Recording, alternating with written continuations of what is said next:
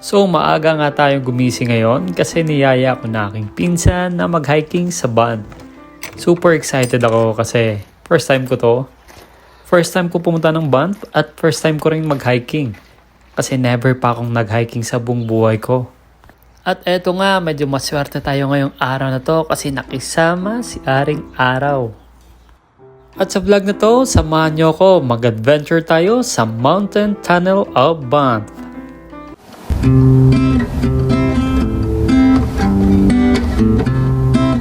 At eto na, nasundo na ako ng pinsan ko. At dumaan muna kami dito sa A&W para bumili ng atsoko at kape. At ngayon, ine-enjoy ko si sunrise kasi ang tagal ko siyang hindi nakita kasi maaga na parati ako natutulog. Kaya heto, kita ko si sunrise kasama yung magagandang tanawin na to papuntang Banff. Nakakalula talaga yung mga tanawin papuntang Banff.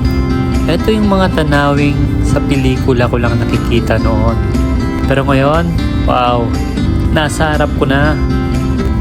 Ito yung mga time sa buhay ko na nagpapaalala sa akin kung gaano ako ka-bless sa mga bagay na dati ay pinapangarap ko lang.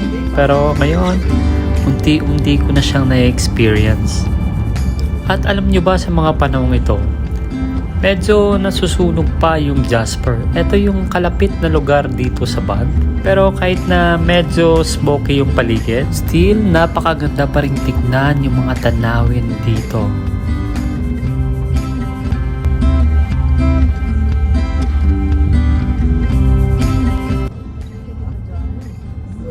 At sa wakas, nandito na nga kami sa Mountain Tunnel of Banff. At super excited na. Kaya tara, samahan nyo ko sa adventure na to. So sa pagdating namin, eto nga, makikita mo yung mga direction papuntang Mountain Tunnel Banff. At bago ka umakyat, eto nga, kailangan mong basahin yung mga dapat at hindi dapat gawin sa pag-hiking. Kasi pag di mo to sinunod, may mga multang nag-aantay sa'yo.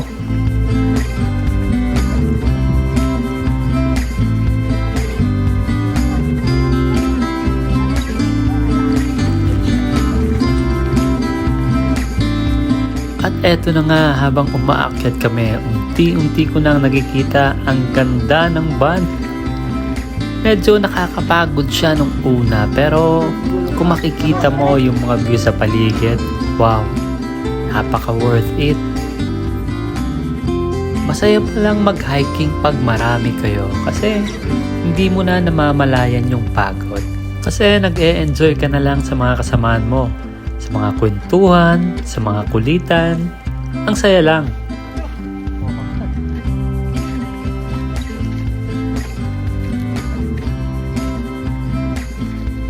Ganda.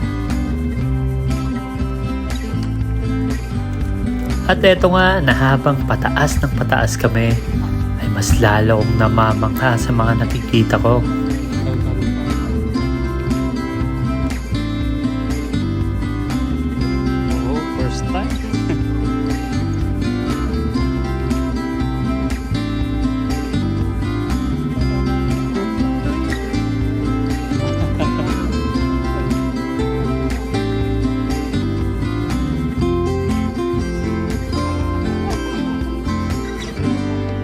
At eto nga, na para bang kada kanto ay uminto kami para kumuha ng picture at mag-video sa mga paligid. At eto pala yung binibideo ko ay downtown na ng Banff. At dito sa kinatatayuan ko ay parang kuha na yung buong tanawin ng Banff.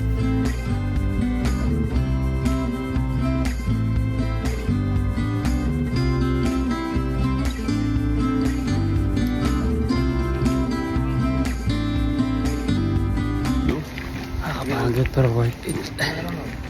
Paganda na ng paganda. Pataas na ng pataas. At eto nga, tumigil na kami sa puntong ito kasi medyo nakakaramdam na kami ng pagod. Pero kung maririnig nyo, parang ang saya lang kahit pagod. Nag-e-enjoy. At eto pala yung mga kasamaan ko, sari-saring edad. At meron pa nga kaming mga kasamang mga bata. Kasi dito sa Canada, sinusulit ng tao ang summer dito.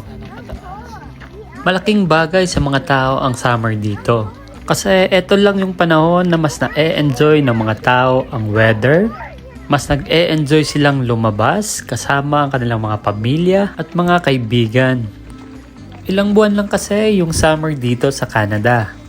At after nun, fall at winter na naman. At eto nga pala yung sapatos ko. Buti nga lang, nakakita ko ng sapatos na bagay sa pag-hiking. Kasi pag hindi pang hiking yung sinuot mo dito, ay nakakatakot.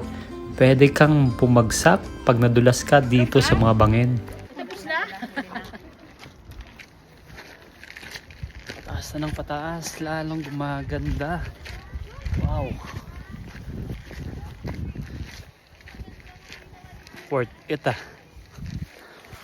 Worth it ang saka di. Nagawa niya. Wow. Mga kailonggo. Ano ka namin?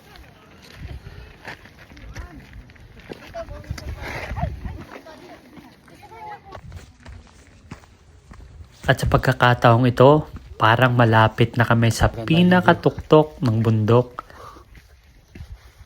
At nakaka-excite kasi paganda na ng paganda ang tanawin.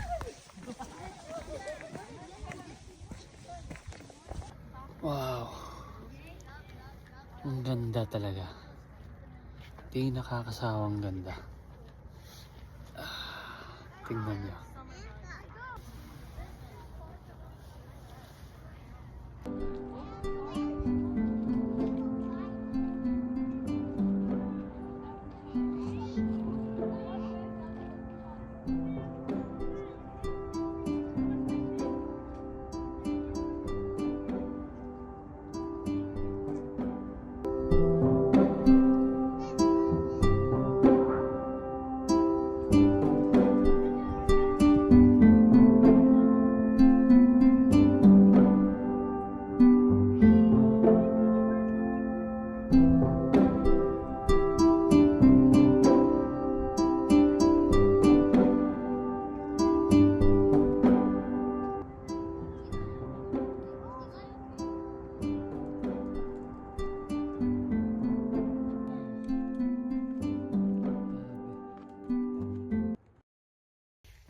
Pataas ng pataas.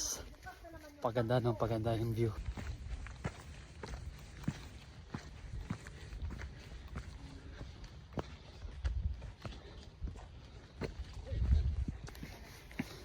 Worth it ah.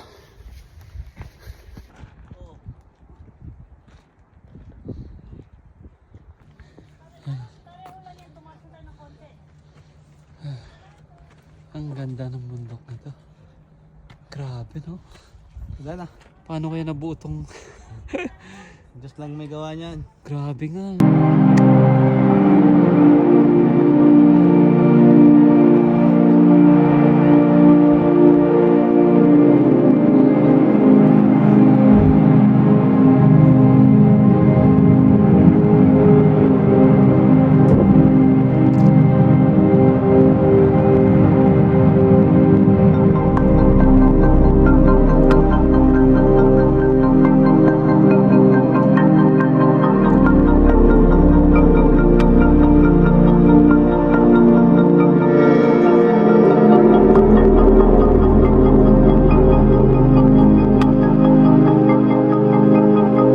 Nakakamanga talaga yung mga nilikha ng ating Panginoon.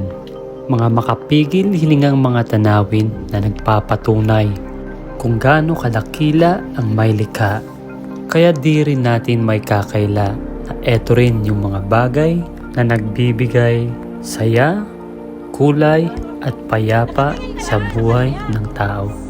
Kaya etong mga bagay na kanyang nilikha ay dapat pag-ingatan, palagahan at mahalin ng tao dahil may nakakabit ng negatibong epekto sa buhay ng tao pag ito'y nasira o nawala.